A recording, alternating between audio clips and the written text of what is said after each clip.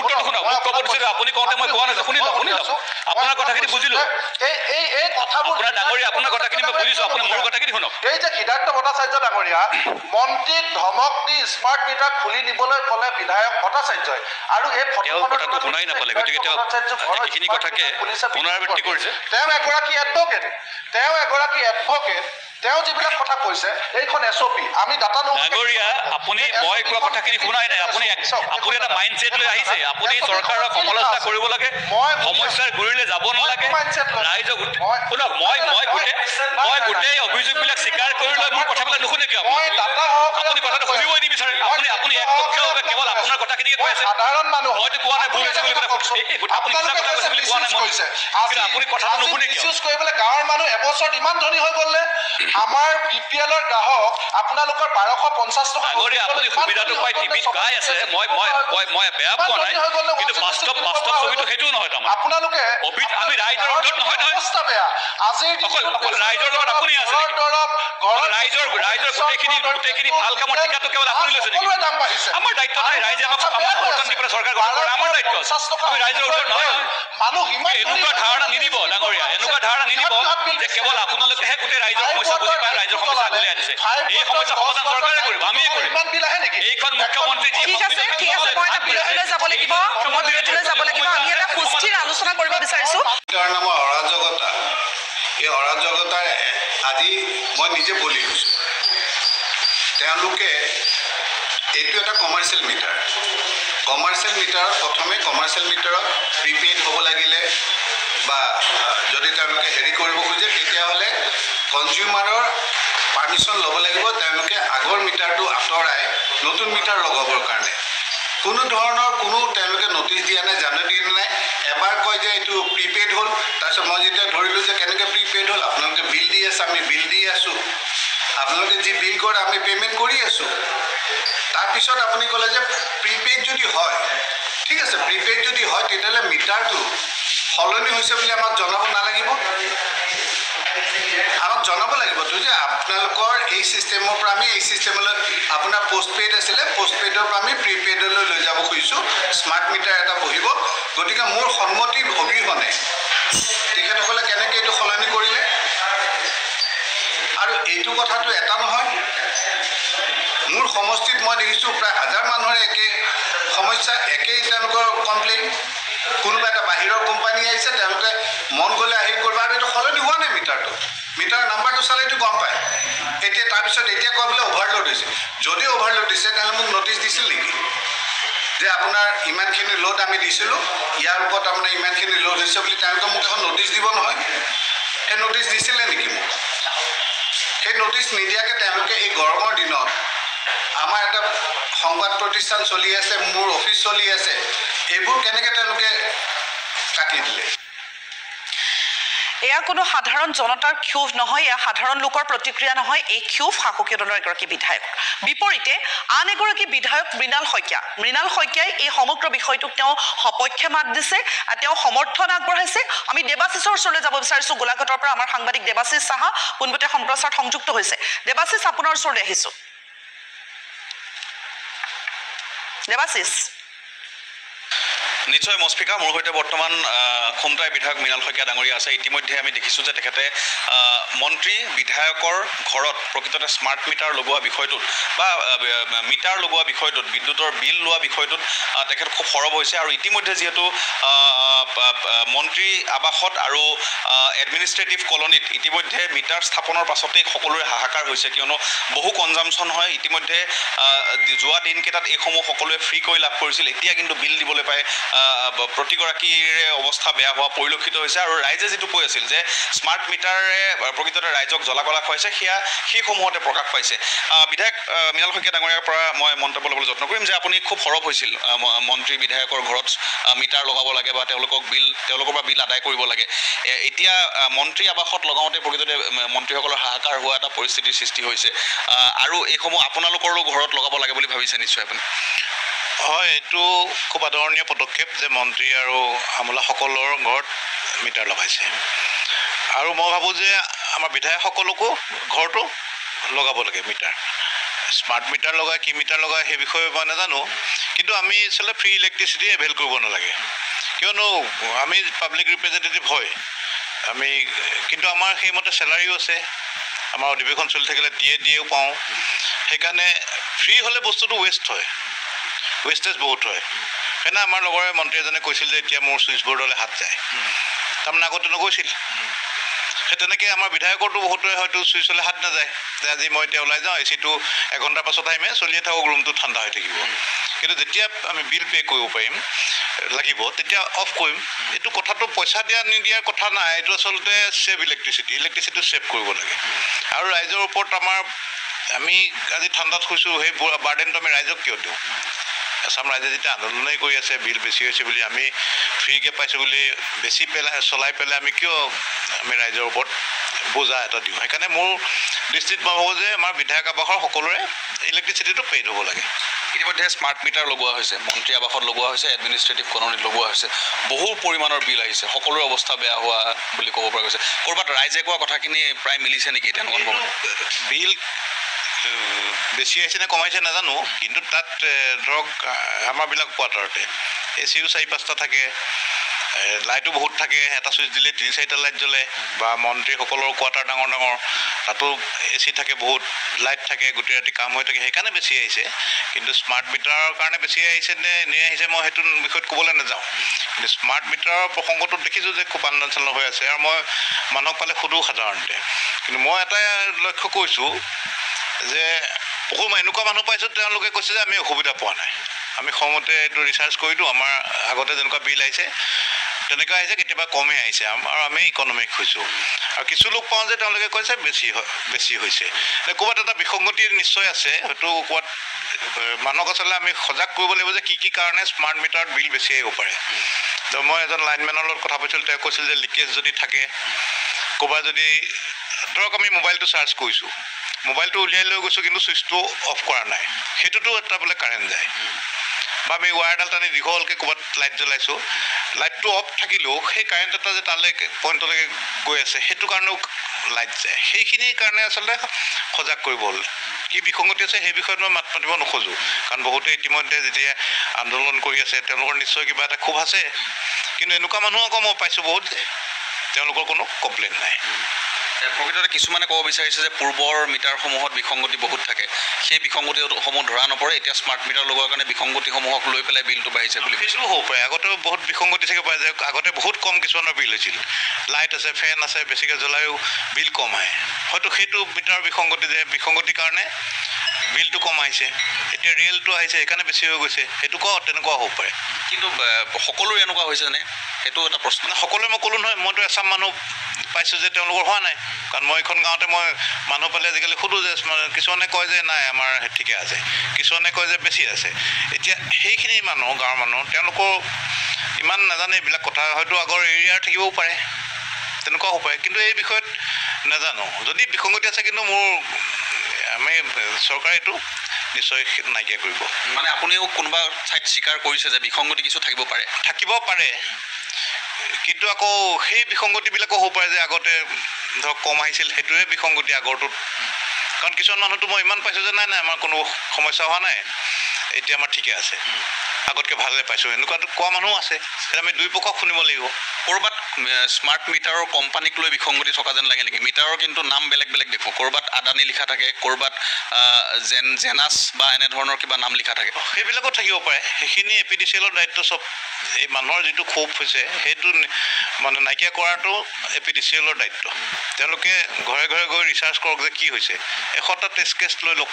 তেওঁলোকে মই যেনেকৈ বিল নবহা মানুহো পাইছোঁ, বহা মানুহো পাইছোঁ, তেখেতসকলেও পাব। যেতিয়া অন্ততঃ বিল বহা মানুহখিনিক তেখেতসকলে যিখিনি আশা আছে দেখুৱাই দিব পাৰিব, সেইটো কৰিব লাগে। কৰা নাই চাগে এতিয়ালৈকে মইতো শুনা নাই, কিন্তু গ্ৰাছ ৰুটত আহি তেওঁলোকে গাঁও হওক টাউনত হওক সেইটো ছাৰ্ভে কৰিব লাগে। নিশ্চয়। এয়া আছিল বিধায়ক মৃণাল শইকীয়া ডাঙৰীয়াই ইতিমধ্যে উল্লেখ কৰিছে মস্পিকা, আৰু তেখেতে কৈছে যে APDCLৰ যথেষ্টখিনি দায়িত্ব আছে। পূৰ্বৰ যিসমূহ বিসংগতিক লৈ এইসমূহ কথা উঠিছে, এই বিসংগতিসমূহ দূৰ কৰাৰ ক্ষেত্ৰত বিভাগৰো কিছু দায়িত্ব আছে বুলি ইতিমধ্যে তেখেতে স্বীকাৰ কৰিছে। মস্পিকা। ধন্যবাদ থাকিল দেৱাশিষ। পোনপটীয়া সম্প্ৰচাৰত আমাৰ সৈতে সংযুক্ত আছিল বিধায়ক মৃণাল শইকীয়া ডাঙৰীয়া। তেওঁৰ প্ৰতিক্ৰিয়াখিনি, তেওঁৰ মতামতখিনি আমাক পোনপটীয়া সম্প্ৰচাৰযোগে জনালে। দেৱাশিষ ধন্যবাদ থাকিল। আমি ষ্টুডিঅ'লৈ উভতি আহিছোঁ। প্ৰথমে মই বিজেপিৰ প্ৰতিনিধিগৰাকীৰ পৰাই আৰম্ভ কৰিব বিচাৰিছোঁ। ঋতুপৰ্ণ শৰ্মা, আপোনাৰ ওচৰলৈ আহিছোঁ। ৰাইজে যি ধৰণে অভিযোগ কৰিছে, ৰাইজে যি ধৰণে প্ৰতিক্ৰিয়া অব্যাহত ৰাখিছে, যি ধৰণে প্ৰতিবাদ অব্যাহত ৰাখিছে, সেই সকলোবোৰ অভিযোগ আমি ইতিমধ্যে দেখিছোঁ বা জনাবলৈ আমি চেষ্টা কৰিছোঁ বিভাগীয় কৰ্তৃপক্ষক বা চৰকাৰক দৃষ্টিগোচৰ কৰিবলৈ। কিন্তু তাৰ মাজতে আমি আলোচনাৰ আৰম্ভণিতে কৈছোঁ যে মন্ত্ৰী বিধায়কৰ আৱাসত প্ৰায় 18টামান আৱাসত স্মাৰ্ট মিটাৰ লগোৱা হ'ল আৰু পূৰ্বৰ তুলনাত আমি যিখিনি তথ্য পাইছোঁ যে এইবাৰ অভূতপূৰ্ব হাৰত বিদ্যুতৰ বিল আচলতে দুগুণ হৈ আহিছে, যাৰ বাবে মন্ত্ৰী বিধায়কৰো এতিয়া আচলতে তেওঁলোকৰ মাজতো হাহাকাৰ অৱস্থাৰ সৃষ্টি এটা হৈছে বুলি আমি গম পাইছোঁ। কিমান দূৰ সঁচা আৰু এই যিসমূহ অভিযোগ, এই অভিযোগসমূহ আপোনালোকে কেনেধৰণে লৈছে? ৰাইজে অভিযোগ দিছে, একাংশ ৰাইজে অভিযোগ দিছে, একাংশ ৰাইজ ৰাজপথতো আছে, সংবাদ মাধ্যমৰ জৰিয়তে আমি দেখা পাইছোঁ। আৰু ৰাইজৰ উৰ্ধত চৰকাৰখন হ'ব নোৱাৰে। অন্ততঃ ডক্টৰ হিমন্ত বিশ্ব শৰ্মা ডাঙৰীয়াৰ নেতৃত্বত চলা এইখন চৰকাৰ অসমততো কেতিয়াও ৰাইজৰ উৰ্ধত হ'ব নোৱাৰে। মই ক'ব বিচৰা কথাটো হ'ল যে ৰাইজে বেয়া পোৱা কাম অন্ততঃ এইখন চৰকাৰে কৰিব নোৱাৰে। আৰু জানি শুনি ইচ্ছাকৃতভাৱেতো এইটো কামটো সপোনৰ অগোচৰ কোনো ভাবিবও নালাগে। এতিয়া কথা এই গোটেই কথাবিলাক ধৰক ৰাইজৰ যি অভিযোগ, মই অতি বিনম্ৰতাৰে মই স্বীকাৰ কৰিছোঁ যে ক'ৰবাত নহয় ক'ৰবাত কিবা নহয় কিবা হয়তো আছে, নহ'লে ৰাইজে ইমানকৈ অভিযোগ কিয় দিব? এতিয়া এই গোটেই কথাৰ পৰা এটা শুদ্ধ বিশ্লেষণ যদি নহয়, আজি আমি যে 4গৰাকীকে জ্যেষ্ঠ সমাজৰ লগত সমাজৰ বিভিন্ন হেৰিৰ লগত জড়িত ৰাজনৈতিক ব্যক্তিও আছোঁ, আমি যেতিয়া শুদ্ধ বিশ্লেষণ এটা নকৰোঁ তেতিয়া হয়তো আজি আপোনাৰ টক শ্ব'টো অলপ কথা নিশ্চয় আমি এটা সমাধান সূত্ৰ বিচাৰিহে আচলতে বহাটো প্ৰয়োজন। এতিয়া মই এই গোটেই কথাবোৰ মোৰ দৃষ্টিভংগী 3টা আয়াম ইয়াত মই বিচাৰি পাওঁ। কেৰণটো ক'ত? যদি কেৰণটো আমি নাজানো, অযথা চিঞৰ বাখৰ কৰিলে লাভ নহ'ব। আল্টিমেটলি আমি সকলোতো অসমখনৰে ভাল হোৱাটো বিচাৰিছোঁ। ইয়াত কোনো এগৰাকী হয়তো কোনো অসমীয়া মানুহে কষ্ট পাওক বুলি কোনো নাভাবে। প্ৰথম কথা হ'ল যে হয়, স্মাৰ্ট মিটাৰত হয়তো ক'ৰবাত নহয় ক'ৰবাত কিবা বিসংগতি আছে, মেনুফেকচাৰিং বিসংগতি হ'ব পাৰে, অন্যান্য টেকনিকেল যিবোৰ কাৰক থাকে সেইবোৰ হ'ব পাৰে। মই এইটো নকৰোঁ, হ'ব পাৰে, কাৰণ সেইটোতো মই নাজানো আৰু ইতিমধ্যে প্ৰমাণো হোৱা নাই। মই ধৰিলোঁ সেইটো এটা বিষয় যাৰ বাবে যিসকলে অভিযোগ দিছে তেওঁলোকৰ মাচুল বেছিকৈ আহিছে, সেইটো এটা কাৰণ হ'ব পাৰে। দ্বিতীয় কাৰণটো হ'ল যে হয়তো এই মাহত যিমান বিল আহিছে, যোৱা বছৰৰ সেই মাহটোৰ বিলটো যদি তেওঁলোকে তুলনামূলকভাৱে চায়, যদি তাত ইউনিটটো কিমান আছে এইটো চাব লাগিব। যদি এইটো আমি চলিছে, এইটো চাব ছেপ্টেম্বৰ মাহ, আগষ্ট মাহৰ 23 চনৰ বিলত যদি মই 150 ইউনিট কনজিউম কৰিছিলোঁ, এইবাৰ যদি মই 250 ইউনিট কনজিউম কৰিছোঁ কিন্তু ঘৰত মোৰ একো বস্তু বঢ়া নাই, তেতিয়াহ'লে মই হয়তো ক'বলৈ মোৰ অৱকাশ থাকিব যে এই 100 ইউনিট এক্সট্ৰা ক'ৰ পৰা, মইতো একো বস্তুটো সংযোগ কৰা নাই। দ্বিতীয়তে, যদি মই 150 ইউনিট সেই সময়ত কনজিউম কৰিছিলোঁ, এইবাৰ মই 150 বা সিমানেই কনজিউম কৰিছোঁ, 150 কনজিউম কৰিছোঁ, তথাপিতো যিটো আমাৰ মাচুল বৃদ্ধি হৈছে, টেৰিফ বৃদ্ধি হৈছে, যোৱাবাৰতকৈ এইবাৰ 10-15% যিমান বৃদ্ধি হৈছে, মই একজেক্টলি নাজানো কিমান বৃদ্ধি হৈছে, সেই বৃদ্ধি অনুপাতে হয়তো 150-200 টকা য'ত আহিছে তাত 100 টকা বৃদ্ধি হ'ব পাৰে। কিন্তু সেইটো যদি 700-800 টকা হৈ গ'ল, সেইটোতো চিন্তাৰ কথা। ৰাইজে সেই অভিযোগ, কাৰণ ৰাইজে যিখিনি অভিযোগ দিছে, এইটোতে আমি ৰাইজৰ যিখিনি অভিযোগ আমি দেখিছোঁ বা শুনিছোঁ, তেওঁলোকে কৈছে যে পূৰ্বতে যদি 1000 টকাৰ বিল আহিছিল, এতিয়া 2000 টকা হৈছে। কাৰোবাৰ যদি 3000 বিল আহিছে, স্মাৰ্ট মিটাৰ লগোৱাৰ পিছত 6000 টকা বিল আহিছে। এতিয়া তৃতীয় কথাটো আহিল, দুটা কথা আছে। এটাটো হ'ল যে যেতিয়া ৰাইজে অভিযোগ দিয়ে, এই ধৰণৰ যেতিয়া ৰাইজে সঁচা অভিযোগ দিয়ে, তাৰ মাজত একাংশ ৰাইজ থাকে, আমি তেওঁলোকক মানে বিক্ষিপ্তকাৰী বুলিও ক'ব পাৰোঁ, যিসকলে ভাবে যে অলপমান হৈ কৰি কিবা প্ৰকাৰে যদি এই খেলি মেলি এটা সৃষ্টি কৰিব যায়, চৰকাৰে বাধ্যত পৰি যদি কিবা এটা আমাক যদি সকাহ দিয়ে, তাৰ লাভ আমিও পাম বুলি সংখ্যাত তাকৰ কেৱল এচাম কিন্তু থাকে, তেওঁলোকৰ হৈছেটোৱে কেতিয়া বেছিকৈ প্ৰকাশ পায়। আৰু এটা কথা, যিটো কথা অলপ আগতে বিধায়ক মৃণাল শইকীয়া ডাঙৰীয়াই ক'লে যে আমি ক'ব নোৱাৰাকৈ যে মই মোৰ নিজৰ খুৰাৰ কথা কৈছোঁ, মোৰ খুৰাই মোক অভিযোগ কৰি কৈছে যে এনেকুৱা কথা মোৰতো মানে 750 টকাত গৈ পেলাই তোমাৰ 1500 টকা আহিল যোৱাবাৰ এইবাৰৰ তুলনাত। এতিয়া মই আজি বিশ্লেষণ কৰি গম পালোঁ, তেওঁৰ লগত কথা পাতিলোঁ, তেওঁ ক'লোঁ তেওঁ যেতিয়া ঘৰটো বনাই পেলাই এক্সটেনশ্যন কৰিলে সেই সময়ত তেওঁ আহিছিল 750-800 টকা বিল, এইবাৰ তেওঁ 1500 অহা বুলি কৈছে। কিন্তু যোৱা এবছৰত তেওঁ তাতে কি সংযোগ হ'ল মই গম পালোঁ যে তেওঁ এটা ৱাশ্বিং মেচিন ল'লে, লগতে এটা অ'ভেন এড কৰিলে আৰু AC এটা লগালে। এই 3টা বস্তু বাঢ়িল তেওঁৰ, লগত তেওঁৰ টেৰিফটো বাঢ়িল যোৱা এবছৰৰ ভিতৰত। তথাপিতো মই ভাবোঁ যে 750 গৈ পেলাই 900 বা 1200 ভিতৰত হ'ব লাগে। পিছত মই গম পালোঁ তেওঁৰ প্ৰথমতে লোড তেওঁ লৈছিল 2 কিলোৱাট, যেতিয়া তেওঁ লোড এই টেষ্ট ৰিপৰ্ট দিব লগা হ'ল এক্সটেনশ্যন কৰাৰ পিছত, তেতিয়া ইলেক্ট্ৰিচিয়ানে ক'লে আপোনাৰ আমিতো লোড প্ৰায় 7-8 কিলোৱাটমান পাইছোঁ, গতিকে আপুনি এক্সটেণ্ড কৰাৰ পিছত আপুনি বিপদত পৰিব। সেইকাৰণে তেওঁ এক্সটেণ্ড কৰি পেলাই 6 নে 7 কিলোৱাট লোডটো তেওঁ ল'লে। যিমান লোড বাঢ়িব, লোড ছিকিউৰিটিৰ ফিক্স চাৰ্জটো সেই অনুপাতে বাঢ়িব, যিটো ফিক্স চাৰ্জ 300, 350, 400ৰ পৰা 1000 টকা আপোনাৰ লোড অনুযায়ী ফিক্স চাৰ্জ, যিটো আপুনি খৰচ কৰক নকৰক আপুনি দিব লাগিব। গতিকে আপুনি যেতিয়া মানে বৈদ্যুতিক বিভিন্ন সা সৰঞ্জাম ব্যৱহাৰ কৰি পেলাই লোডটো যেতিয়া ব্যৱহাৰ কৰিব, সেই লোড চাৰ্জটো কিন্তু বহু ক্ষেত্ৰত ফিক্স অহাৰ লগে লগে বহুত এইখিনি কথা তেওঁক বুজাই দিয়া তেওঁক অংক কৰিছে, ঠিকে আছে 750, 900, 300 মান 100 হওক, তথাপিতো এশমান বাঢ়িছে বুলি তেওঁ মোক কৈছে, কিন্তু তেওঁ আল্টিমেটলি কনভিন্স হ'লো। মই এটা উদাহৰণ দিছোঁ দেই, এইটো এটা কাৰক হ'ব পাৰে। গতিকে আমি যদি সঁচা কাৰকটো নাজানো, সেইকাৰণে মুখ্যমন্ত্ৰী বহুতে সঠিকভাৱে কৈছে। ইয়াৰ প্ৰমাণ কেনেকৈ হ'ব? আমি কৈহে আছোঁ, যিসকলে ভুক্তভোগী বুলি তেওঁলোকে কৈছে আমাৰ অসুবিধা হৈছে বুলি পেলাই, আমি কৈছোঁ নাই স্মাৰ্ট মিটাৰ ঠিকে আছে। ইয়াৰ মীমাংসা সূত্ৰ কেনেকৈ ওলাব? সেইকাৰণে মুখ্যমন্ত্ৰী ডাঙৰীয়াই কৈছে যে বিধায়কসকল, সাংসদসকল বা যিসকলৰ অভিযোগ আছে তেওঁলোকে যদি একে সময়ত যদি ঘৰত 2টা মিটাৰ সংযোগ কৰে, তেতিয়া এমাউণ্ট কম পাব, ইউনিটটো কম বেছি হৈছে নাই, ইউনিটটো যদি একে আছে। আৰু এটা কথা মই শেষ কৰিম, বেছি দীঘলীয়া নকৰোঁ, এতিয়ালৈকে আজি দুদিনমান আগলৈকে যিমানবোৰ অভিযোগ আমালৈ অফিচিয়েলি আহিছে, সেই অফিচিয়েল অভিযোগ মতে প্ৰায় 4017-18টা অভিযোগৰ প্ৰায় 4016টা অভিযোগেই এড্ৰেছ কৰা হৈছে। তাৰে 27মান অভিযোগ হ'ল এই বৃদ্ধি লৈ পেলাই, টেৰিফ বৃদ্ধি লৈ পেলাই অভিযোগটো আমালৈ আহিছে। গতিকে এইবিলাক কথা এনেকুৱা নহয় যে আমি যদি ভাবি ল'লোঁ যে একেবাৰে ভিতৰুৱা গাঁৱৰ এজনেতো অভিযোগ দিবলৈ নাযায়, টোল ফ্ৰী নাম্বাৰটো ফোন মানে কল কৰিবলৈ নাযায়, তথাপিতো যুক্তিৰ খাতিৰত ধৰি ল'লোঁ যে আজি 35 লাখ 25 লাখ যদি মিটাৰ লগাইছোঁ, তাৰ যদি 2500 আবেদনকাৰীৰ ভিতৰত যদি আমি এটা কেলকুলেশ্যন কৰি চাওঁ, তথাপিতো চেম্পল এটা ছাৰ্ভে হৈ যায়। অভিযোগটো যদি আমি 2500 মানুহৰ পৰা পাইছোঁ, মোটামুটি যে একাংশ কিছু মানুহৰ হয়তো বৃদ্ধি হোৱাৰ তেওঁলোকে ভবামতে তেওঁলোক সন্তুষ্ট নহয়, তাৰ কিন্তু নিশ্চিতভাৱে মুখ্যমন্ত্ৰী মহোদয়ে কৈছে যে আমি ইয়াক নুই কৰা নাই, আমি ইয়াক জানিব লাগিব সঁচাকৈ কেৰুণটো স্মাৰ্ট মিটাৰত আছে নে মানে APDCL ব্যৱস্থাপনাত আছে নে অইন কিবা কাৰণ। সেই কাৰকটো জানিবলৈকে এতিয়া বিধায়কক মন্ত্ৰীসকলৰ ঘৰত লগোৱা হৈছে। মন্ত্ৰীসকলৰ ঘৰটো বাঢ়িবই, 8টা 10টাকৈ আমি নিজেই মন্ত্ৰীসকলৰ ঘৰত দেখাব, 8টা 10টা এচি মন্ত্ৰী ঘৰ মানে কেৱল মন্ত্ৰী ঘৰ নুবুজায়, তেওঁৰ একদম ছিকিউৰিটিৰ পৰা আৰম্ভ কৰি তেওঁ অফিচৰ লগত জড়িত যিমান ব্যক্তি, এটা অফিচ তেওঁৰ ঘৰত থাকে। গতিকে সেইফালৰ পৰা চাবলৈ গ'লে এই গোটেইবিলাক কথা যদি আমি বিশ্লেষণ কৰি চাওঁ, তেতিয়াহ'লে বৃদ্ধি হোৱাৰ সম্ভাৱনা তেনেকৈ আছে। তথাপিতো মই ক'ম ৰাইজৰ উদ্যোগ চৰকাৰ নহয়, ৰাইজৰ কথাত যদি সত্যতা থাকে, নিশ্চিতভাৱে এইখন চৰকাৰে অন্তত ৰাইজে অসুবিধা পেলাই একো কাম নকৰে। মুখ্যমন্ত্ৰী ডাঙৰীয়াই কৈছে প্ৰয়োজন যদি হয়, যদি প্ৰমাণ হয় স্মাৰ্ট মিটাৰ যদি 1% গাফিলতি হোৱাৰ সম্ভাৱনা আছে বা গাফিলতি আছে, যদি প্ৰমাণ হয় তেতিয়াহ'লে আমি গোটেইটো উইথড্ৰ কৰি ল'ম। ঠিক আছে, শিৱসাগৰলৈ আপোনালোকক পোনে পোনে লৈ গৈছোঁ। বিদ্যুৎ শইকীয়া আমাৰ সৈতে পোনপটীয়া সম্প্ৰচাৰত আছে। বিদ্যুৎ শইকীয়া, বিভিন্ন ধৰণৰ বিষয়ত আপোনালোক যথেষ্ট সৰব হৈ আহিছে, সৰব ভূমিকা পালন কৰি আহিছে। এই যে স্মাৰ্ট মিটাৰক লৈ আপোনালোকৰ প্ৰতিবাদ, আপোনালোকৰ সংগ্ৰাম অব্যাহত আছে, কিন্তু মুখ্যমন্ত্ৰীগৰাকীয়ে কৈছে যে কোনো ধৰণৰ বিসংগতি নাই, আৰু ইতিমধ্যে শাসকীয় দলৰ প্ৰতিনিধিগৰাকীয়েও কৈছে যে সকলোখিনি বস্তু বিচাৰ বিবেচনা কৰি চোৱা হ'ব। মেনুৱেল আৰু স্মাৰ্ট মিটাৰৰ মাজত আচলতে পাৰ্থক্যটো কি, সকলোখিনি কথা বিচাৰ বিবেচনা কৰি চোৱা হ'ব। কিন্তু তাৰ মাজতে ৰাইজৰ যি ক্ষোভৰ উদগীৰণ, সেই ক্ষোভৰ উদগীৰণ আমি দেখুৱাইছোঁ। তাৰ মাজতে দুগৰাকী বিধায়কৰ দুটা বিশেষ মন্তব্য, দুটা পৃথক মন্তব্য আমি শুনালোঁ। আপোনাৰ মতামতখিনি জানিব বিচাৰিম বিদ্যুৎ শইকীয়া। চাওক বাইদেউ, মই প্ৰথমতে ক'ব বিচাৰিছোঁ যে এই যে লাখ লাখ মানুহ ৰাজপথলৈ ওলাই আহিছে, প্ৰতিদিনেই যে 10 ঠাইত 15 ঠাইত আন্দোলন হৈছে। আমি আজিৰ দিনটোতো ডিমৌত চাহ শ্ৰমিক ৰাইজ, গাঁৱৰ ৰাইজ, টাউনৰ ৰাইজ, ক্ষুদ্ৰ ব্যৱসায়ী সকলো ওলাই আহিছে। যোৱাকালি মেৰাপানীত ওলাই আহিছে, তাৰ আগদিনাখন আমাৰ শিৱসাগৰত ওলাই আহিছে। এই যে প্ৰতিদিনে যে আন্দোলন হৈ আছে, এই মানুহবিলাক কোনো কংগ্ৰেছী মানুহ বা এই মানুহবিলাকে হিমন্ত বিশ্ব শৰ্মা ডাঙৰীয়াক বেয়া পাই কাৰণে ওলাই আহিছে, কোনো পলিটিচিয়ান এনেকুৱা নহয় বাইদেউ। আমি দেখিছোঁ যে একদম সাধাৰণ মানুহ ওলাই আহিছে। আমি তেখেতলোকক সুধিছোঁ অৰুণোদয় পাই আছে, তেখেতলোকে হয় বাইদেউ, তেখেতলোকে পৰিৱৰ্তন বিচাৰি তেখেতলোকে হয় নে নহয় বাইদেউ, কেতিয়াবা কংগ্ৰেছক ভোট দিছে, ঠগিছে, কেতিয়াবা HPক ভোট দিছে, ঠগিছে, কেতিয়াবা BJPক ভোট দিছে। এইবিলাক সাধাৰণ মানুহ, এই মানুহবিলাকৰ ৰাজনীতিৰ লগত কোনো মতলব নাই। গতিকে সেই মানুহবিলাকৰ প্ৰব্লেমটো কি হৈছে? তেওঁলোকৰ প্ৰব্লেম হৈছে যে সেই মানুহবিলাকে স্মাৰ্ট মিটাৰ লগোৱা আগৰ বৰ্ষকেইটাতো আজিকালি গাঁৱৰ মানুহৰ ঘৰত কি থাকে বাইদেউ, খুব সাধাৰণ, খুব বেছি লাইট 5টা বা 6টা থাকে। আৰু আগৰ যিটো লাইট আছিল, আমি যিটো লাইট কিনিছিলোঁ সেইটো ৰঙা লাইটটোৱেতো 100 ৱাটৰ। আজিকালি 100 ৱাটৰ লাইট ক'তো নাই। আজিকালি লাইটবিলাক চব 5 ৱাট, 9 ৱাট, 10 ৱাট।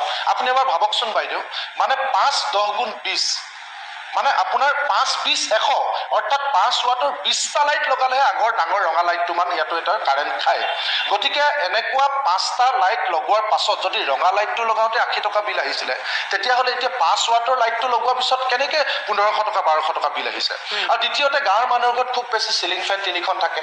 খুব বেছি যিবিলাক আমাৰ গাঁৱৰ মানুহ, বাগিচাৰ মানুহ, তেওঁলোকৰ ঘৰত মোবাইল 2টা ৰিচাৰ্জ দিয়ে, খুব বেছি মটৰ এটা থাকে 1 ঘণ্টা 2 ঘণ্টা লগাই।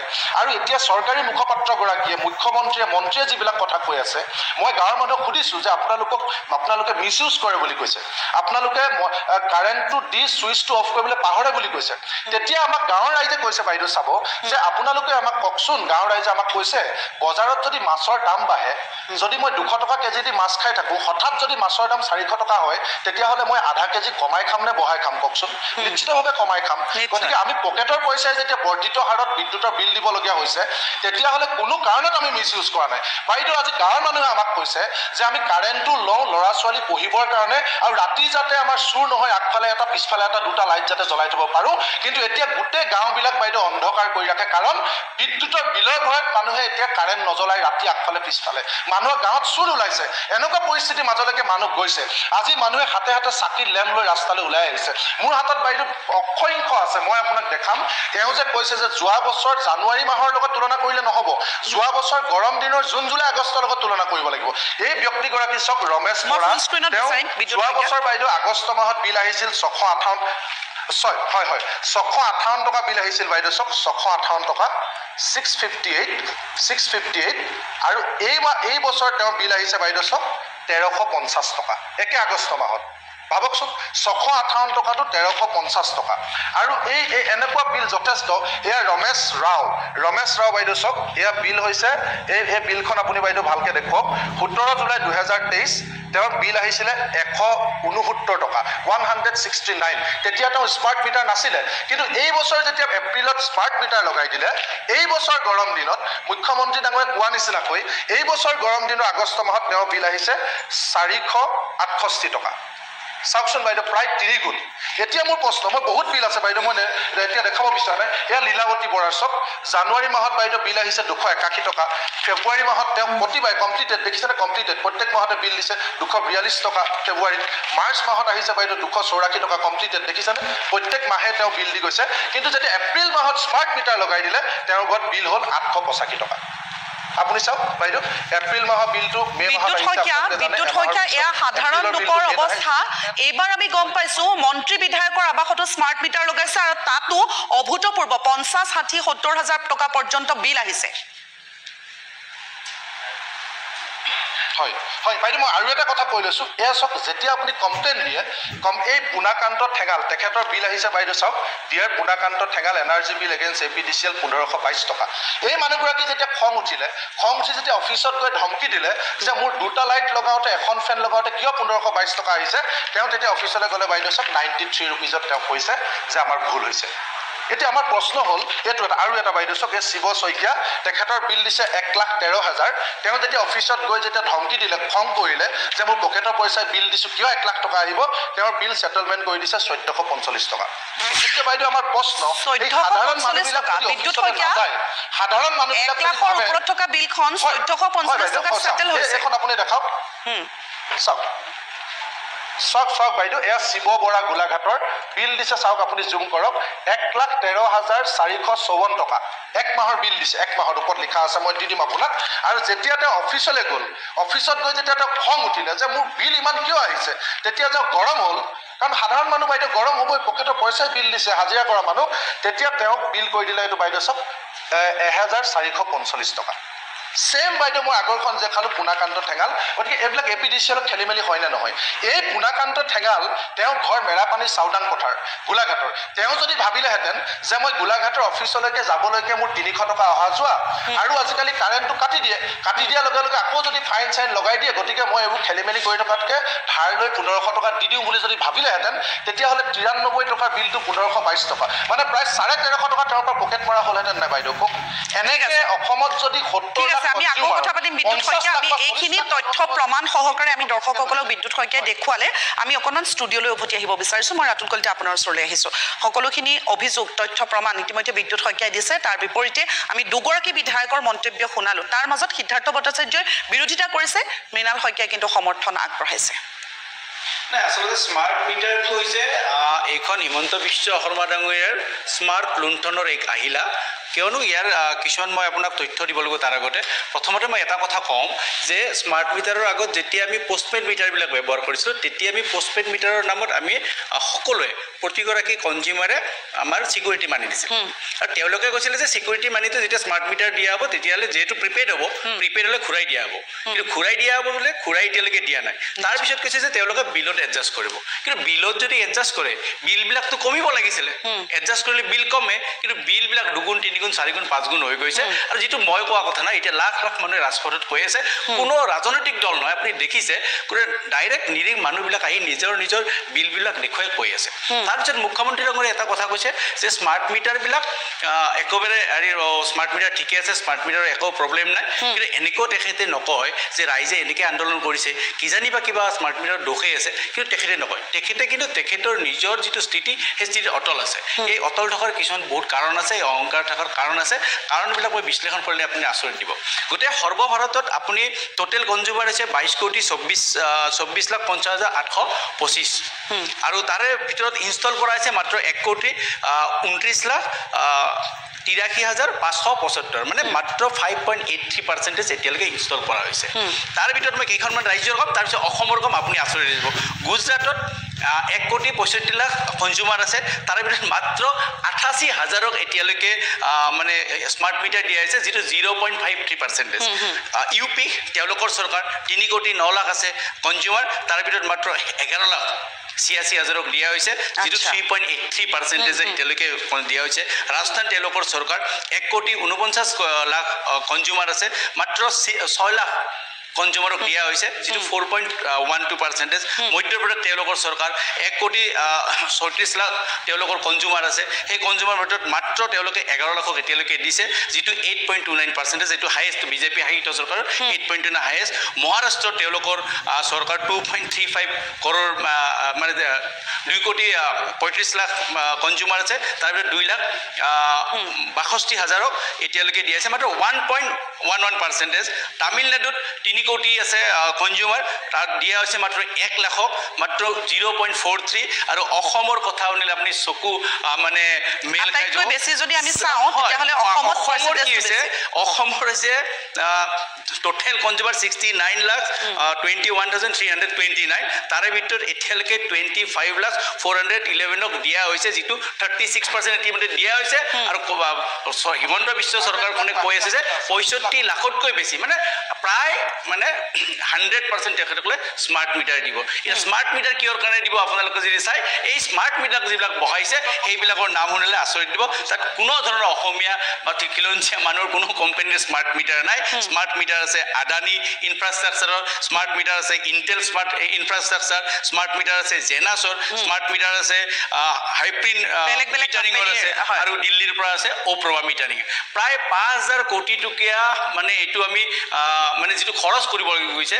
এইটোতো মই স্কেম বুলি এইকাৰণে ক'ব বিচাৰিম যদি তেওঁলোকে যদি সঁচাকৈ যদি বিলটো কমাব বিচাৰিছিলে আৰু তেখেতে কৈছে যে মন্ত্ৰী বিধায়কৰ ঘৰত লগাব সাংবাদিকৰ ঘৰত লগাব কনভেনশ্যনেল মিটাৰো লগাব লগতে তেওঁলোকে মানে স্মাৰ্ট মিটাৰ লগাব তাৰপিছত কৈছে যে তেওঁলোকে এইটো চাব মানে ইউনিটটো চাব কিন্তু আমাৰ কথাটো ৰাইজে ইউনিট কিমান স্মাৰ্ট মিটাৰ কনভেনশ্যনক লৈ ৰাইজ আচলতে ক্ষোভিত নহয় ৰাইজ ক্ষোভিত হৈছে যে যোৱা বছৰ যদি একে সময়ত মই 200 টকা দিছিলোঁ এতিয়া 1,000 টকা কিয় হৈছে যোৱা বছৰ যদি মই 600 টকা দিছোঁ এতিয়া 1,400 টকা কেনেকৈ হ'ব ৰাইজৰ কথাটো হৈছে ইমানখিনি কেনেকৈ পাৰে হয় মূল্য বৃদ্ধি হয় স্বাভাৱিক কথা যদি যোৱা বছৰ 600 টকা আছিল তেতিয়াহ'লে এইবাৰ যদি 700 টকা বা 800 টকাত ৰৈ যায় তেতিয়াহ'লে ৰাইজে ক'ব ঠিক আছে হয়তো মই এটা বাল্ব কিজানি লগাইছিলোঁহে বেছিকৈ বা কিবা এটা আমি আৰু এটা ইউনিট আমি ঘৰৰ পৰা কিবা এটা লগালোঁ যাৰ কাৰণে হয়তো কাৰেণ্টটো বেছি খাইছে তো 100 rupees বা 200 rupees যাব পাৰে কিন্তু প্ৰত্যেক ঘৰৰ ক্ষেত্ৰত চাব আপুনি 2 গুণ 3 গুণ 4 গুণলৈকে বৃদ্ধি হৈছে তো যিটো কথা মানে হিমন্ত বিশ্ব শৰ্মা ডাঙৰীয়াই